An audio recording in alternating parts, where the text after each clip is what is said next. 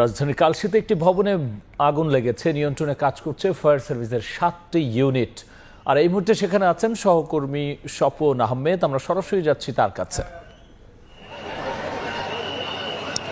রাজধানীর কালশীর সড়কে ঠিক 6তলা ভবনের একটি ভবনের 6 তলায় রাত 10টার কিছু পরপরই আসলে আগুনের সূত্রপাত হয়। তবে প্রাথমিকভাবে এই তথ্যটি জানার পরপরই আসলে ফায়ার সার্ভিসের বেশ কয়েকটি ইউনিট, আমরা যতটুকু জেনেছি এখন পর্যন্ত 7টি ইউনিট কিন্তু এই আগুন নেভানোর চেষ্টা এখনো চালিয়ে যাচ্ছে। যদিও আগুনের আসলে ধোঁয়ার যে কুণ্ডলী সেটি দেখা যাচ্ছে, তবে আগুনের যে ভয়াবহতা ছিল শুরুর দিকে এটি কিন্তু একেবারে এখন দেখাই যাচ্ছে না। তবে ফায়ার সার্ভিসের যারা আসলে আগুন নেভাতে চেষ্টা করছেন তারা 4 সাইড দিয়েই কিন্তু চেষ্টা চালিয়ে যাচ্ছেন যে ভিতরে যাতে আগুনের কোনো কুণ্ডলী আর না থাকে।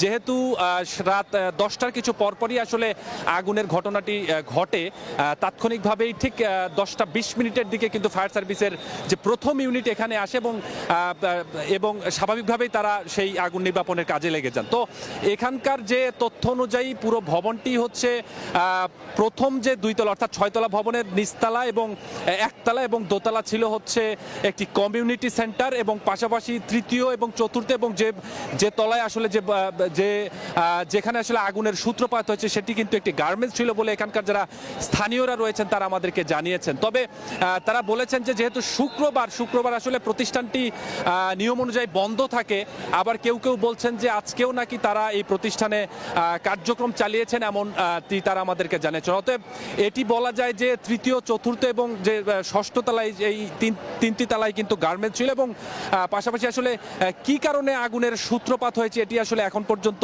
ফায়ার সার্ভিসের পক্ষ থেকে আমাদেরকে নিশ্চিত করে বলা যায়নি। আমরা একজন প্রত্যক্ষদর্শীর কাছে একটু জানতে চাই, যারা এই এলাকার বাসিন্দা, যারা আসলে আগুন নেভানোর সার্বক্ষণিক চেষ্টা শুরু থেকেই ছিলেন, যারা ফায়ার সার্ভিসের কর্মীদের পাশাপাশি তারাও আসলে সহযোগিতা করে যাচ্ছেন।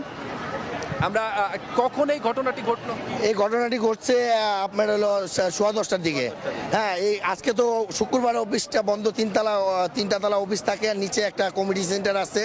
হ্যাঁ, ধারণা করা যাচ্ছে যে শর্ট সার্কিটের মাধ্যমে এই আগুনটা লাগতে পারে। প্রথম অল্প একটু লেগেছে, তারপরে আস্তে আস্তে আগুনটা বাইরে হচ্ছে। আর আমরা যখন আগুন লাগছে তাৎক্ষণিক আমিল হক ভাই, আমাদের যে এমপি ক্যান্ডিডেট বিএনপির, সে বলছে আমরা তাৎক্ষণিক আসার পরে ফায়ার সার্ভিস আসছে। ওকে, ধন্যবাদ। যেমনটি শুনলেন যে যখন আসলে আগুনটি লাগে প্রথম দিকে,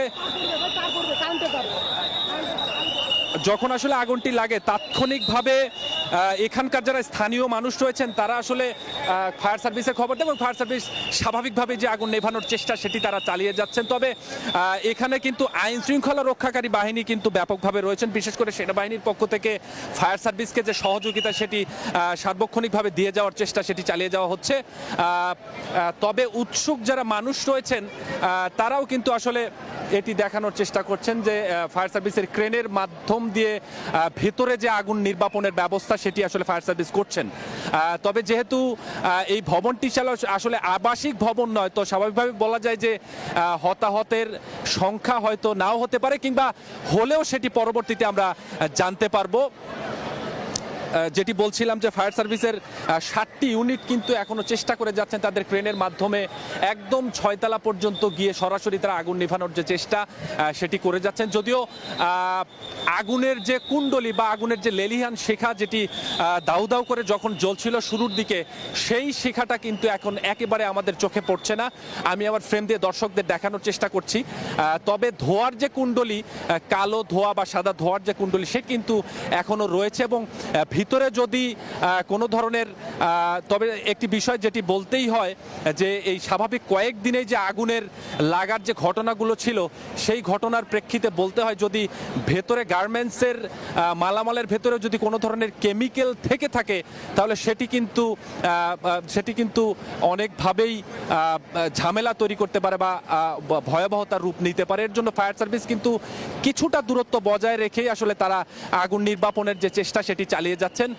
সম্ভব ফায়ার সার্ভিসের একটি ইউনিট তারা পেছন দিক থেকে ভেতরে ঢোকার যে চেষ্টা সেটি করে যাচ্ছেন। তবে বলতে হয় যে 3য় 4র্থ এবং 5ম তলায় যেহেতু একটু গার্মেন্টস ছিল, এটি বলাই যায় যে এখানে হয়তো বা কোনো ধরনের কেমিক্যাল থাকলেও থাকতে পারে, যদিও আনুষ্ঠানিকভাবে ফায়ার সার্ভিসের পক্ষ থেকে আমাদেরকে এখনো জানানো হয়নি।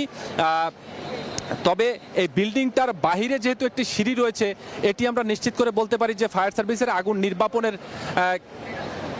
নির্বাপনের ক্ষেত্রে এই পিছনের যে সিঁড়িটা রয়েছে সেটি তাদের ব্যাপকভাবে সহযোগিতা করছে। তবে একটি বিষয় বলতে হয়, আগুন লাগার সাথে সাথে ফায়ার সার্ভিসের 7টি ইউনিট এখনও চেষ্টা করে যাচ্ছেন নির্বাপনের, যদিও এখনও আসলে নির্বাপন হয়নি।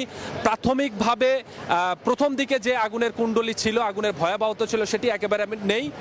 ধোঁয়ার যে কুণ্ডলী সেটি রয়েছে, তবে কেউ হতাহত হয়েছে কিনা এই বিষয়টা এখনো আমরা জানতে পারিনি। আগুন নির্বাপনের চেষ্টা চালিয়ে যাচ্ছে ফায়ার সার্ভিস, পাশাপাশি সেনাবাহিনী সহ আইন শৃঙ্খলা রক্ষাকারী বাহিনী এখানে উপস্থিত রয়েছেন।